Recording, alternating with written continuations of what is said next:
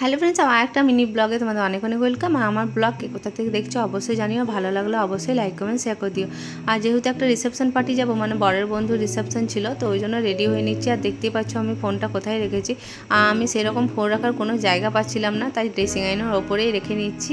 আর লাইটের প্রবলেম তো তোমরা দেখতেই পাচ্ছ, তবুও আমি এভি ফ্রেন্ডদের সাথে মানে এভি ফ্যামিলির সাথে ভিডিও শেয়ার না করে তো থাকতেই পারবো না। আর যা কিছুই হোক তোমাদের সাথে শেয়ার তো আমি করবোই, তাই না?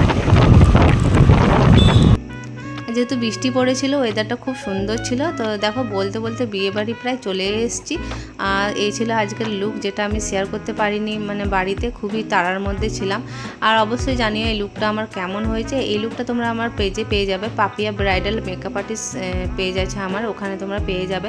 অবশ্যই পেজটাকে তোমরা ভালোবাসা দিও। আর এটা আমি রিলসের জন্য শ্যুট করে নিয়েছিলাম, যেটা তোমরা আগেই পেয়ে গেছো। আর ওইদিকে চলছিল ডান্স, আর এই ছিল বধূ, খুবই মিষ্টি ছিল। আর এখানে আমি আমার ননদকে বলছিলাম ফটো তোল, ভিডিও করিস না। ও ভিডিওই করে গেছে, ফটো একটাও তোলেনি, ওই জন্য ফটো তোলা আমার খুব একটা হয়নি। আর এইদিকে দেখো আমার ছেলেকে ডিজে বাজলেই ডান্স করতে হবে, ও ডান্স করতে ভীষণ ভালোবাসে।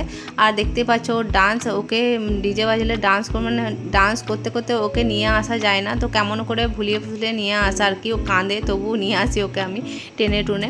আর এখন প্রায় রাত 12টা নাগাদ বাজে, তো বেরিয়ে পড়েছি খাওয়া দাওয়া করে সবই। যেহেতু অনেকটাই রাত হয়ে গেছে, তো আর থাকিনি, ওই জন্য বেরিয়ে পড়েছি। আর তো চলো বলতে বলতে বাড়িও চলে এসেছি। অবশ্যই জানিও কেমন লাগলো ভিডিওটা, আর ভালো লাগলো অবশ্যই লাইক কমেন্ট শেয়ার করে দিও। ততক্ষণের জন্য তোমরা সবাই সুস্থ থেকো, ভালো থেকো। চলো টাটা।